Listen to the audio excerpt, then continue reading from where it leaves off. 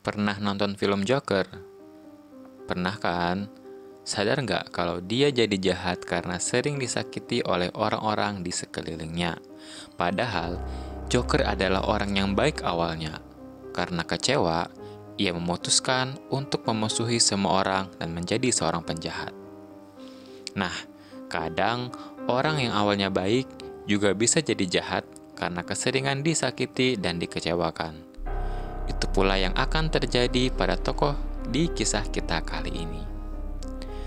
Anak tahun 90-an pasti udah gak asing lagi ya sama sosok yang satu ini, ya, Mak Lampir.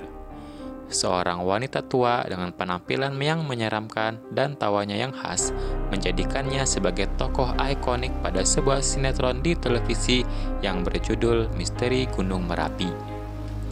Ngomong-ngomong, kalian tahu gak sih kalau Mak Lampir itu dulunya apa? Manusia atau setan? Kok bisa jadi kayak gitu? Nah, kalau kalian belum tahu, berarti kalian udah klik video yang tepat. Karena kita akan membahas asal-usul dari Mak Lampir. Seperti biasa nih, sebelum mulai jangan lupa buat tekan tombol subscribe karena gratis guys. Terus jangan lupa tuh untuk tekan tombol like-nya, serta share dan nyalakan loncengnya agar kalian dapat notifikasi ketika aku upload video terbaru.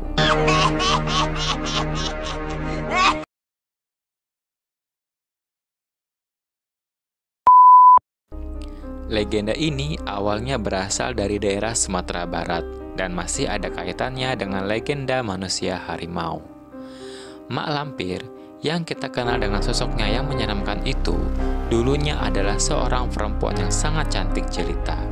Namanya adalah Siti Lampir Maimunah. Ia masih keturunan dari Kerajaan Champa, yaitu sebuah kerajaan yang ada sejak abad ke-7. Diambil dari bahasa Vietnam, yaitu Chiem Tan, dengan arti kerajaan yang pernah menguasai daerah yang sekarang masuk Vietnam Tengah dan Selatan. Aku pengen kasih tahu kalian sedikit nih, kenapa keturunan dari Kerajaan Champa yang konon ada di Vietnam bisa berlabuh dan menetap di Pulau Sumatera. Jadi, berdasarkan sebuah penelitian dari Universitas Minnesota, Amerika Serikat, warga Kerajaan Cham merupakan pelaut yang tangguh dan pandai berdagang. Sekitar abad ke-5 hingga awal abad ke-19, Kerajaan Champa sempat menguasai wilayah Vietnam Tengah dan Selatan hingga mencapai Laos.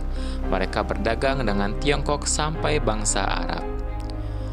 Sumber sejarah lainnya menuliskan bahwa Kerajaan Champa merupakan saingan berat dari Kerajaan Khmer di Kamboja dan Dai Viet, sebuah kerajaan yang ada di sebelah utara Vietnam. Sekitar abad ke-12, peperangan antara Champa dan Khmer mulai terjadi. Kondisi peperangan dengan Khmer dan Viet terus memburuk. Mereka membakar kampung-kampung yang dihuni warga Champa. Sawah dan berbagai bangunan juga ikut dihanguskan. Banyak warga Champa yang mengungsi ke Kelantan dan Aceh. Sampai sekarang pun, bahasa Cham dan Aceh masih serumpun. Nah, mungkin saat itulah banyak warga keturunan Kerajaan Champa tinggal di Pulau Sumatera. Oh ya, by the way, Kerajaan Champa memeluk Islam sejak Raja Cebonga diislamkan oleh Sayyid Hussein Jumadil Kubro. Namanya pun diubah menjadi Sultan Zainal Abidin. Jadi, Sultan Zainal Abidin ini berkuasa tahun 1360. Dan kemudian meninggal dalam perang dengan bangsa Viet di tahun 1390. Oke, lanjut ke cerita Mak Lampir. Saat remaja, Mak Lampir adalah seorang gadis yang sangat cantik, baik, dan sangat pemalu. Kemudian, ketika dewasa, dirinya jatuh cinta dengan seorang pemuda pengembara. Sang pengembara itu dikenal dengan panggilan Datuk Panglima Kumbang, yang merupakan seorang bangsawan yang bergelar datuk dan merupakan panglima dari alam kegelapan atau alam gaib. Datuk Panglima Kumbang konon katanya dapat merubah dirinya menjadi seekor macan kumbang atau harimau. Cinta Lampir pun tak bertepuk sebelah tangan, karena ternyata sang datuk pun menyukai Lampir. Sayangnya, Sejoli itu pun harus menerima kenyataan jika hubungan keduanya tak mendapatkan restu. Karena pihak keluarga Mak Lampir maupun pihak dari keluarga Datuk Panglima Kumbang tidak setuju karena mereka berbeda alam. Sakit hati dengan kedua orang tuanya, Lampir kemudian memutuskan untuk melarikan diri dan menyepi di kaki Gunung Merapi yang ada di Sumatera Barat. Ia pun bertapa agar bisa masuk ke alam siluman dan menemukan pujaan hatinya. Sayangnya, upayanya belum membuahkan hasil. Di dalam pertapannya itu, Lampir kemudian bertemu dengan seorang pertapa lainnya yang akhirnya menjadi gurunya dan membuat dirinya menjadi wanita yang sangat-sangat sakti. Guru Mak Lampir itu bernama Nenek Serintil, yang dikatakan cukup sakti mandraguna dari aliran hitam anggrek jingga. Nenek Serintil dikisahkan adalah seorang pertapa berasal dari Pulau Jawa yang memuja Batara Kala, sosok dewa yang disimbolkan sebagai raksasa yang berwajah menyeramkan.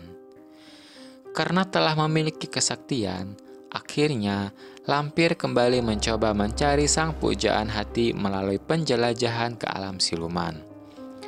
Hingga pada suatu hari, Lampir mendapat kabar bahwa sang datuk tewas dalam sebuah pertempuran. Hancur sudah tuh hati Lampir mendengar sang pujaan hati meninggalkan dirinya.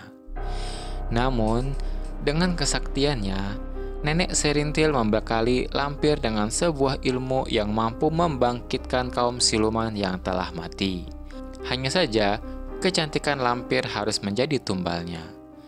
Lampir pun akhirnya melakukan syarat itu dan berhasil membangkitkan Datuk Panglima Kumbang. Namun, kini parasnya tak lagi secantik dahulu, malah berubah menjadi buruk rupa dan sangat menyeramkan. Meski dengan wujud buruk rupa dan menyeramkan itu, Lampir berharap Datuk Panglima Kumbang tetap akan mencintai dirinya dan menerimanya dengan tulus. Namun, yang terjadi malah sebaliknya. Pengorbanan dirinya bertepuk sebelah tangan. Datuk Panglima Kumbang menyebut Mak Lampir adalah sebagai sosok setan yang meresahkan warga. Sakit hati dengan perlakuan dan perkataan dari Datuk Panglima Kumbang, akhirnya memicu dendam tak berkesudahan dari dalam diri Mak Lampir. Dan Mak Lampir berjanji akan terus memerangi kaum siluman dan Datuk Panglima Kumbang. Untuk terus memerangi mereka, Mak Lampir pun menggalang kekuatan dengan jin penguasa Gunung Merapi di Pulau Jawa.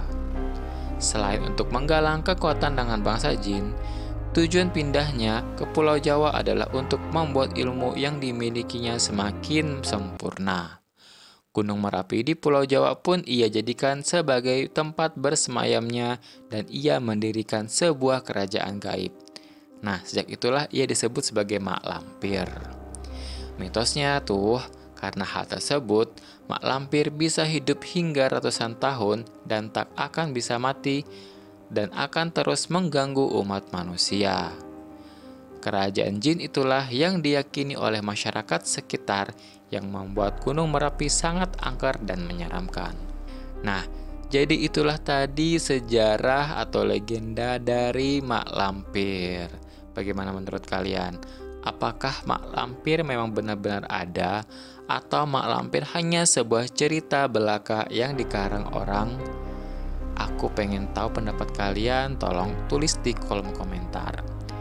Sekian untuk video kali ini, makasih udah nonton videonya sampai habis. Sekali lagi jangan lupa untuk subscribe, like, dan komen agar kalian tahu ketika aku upload video terbaru.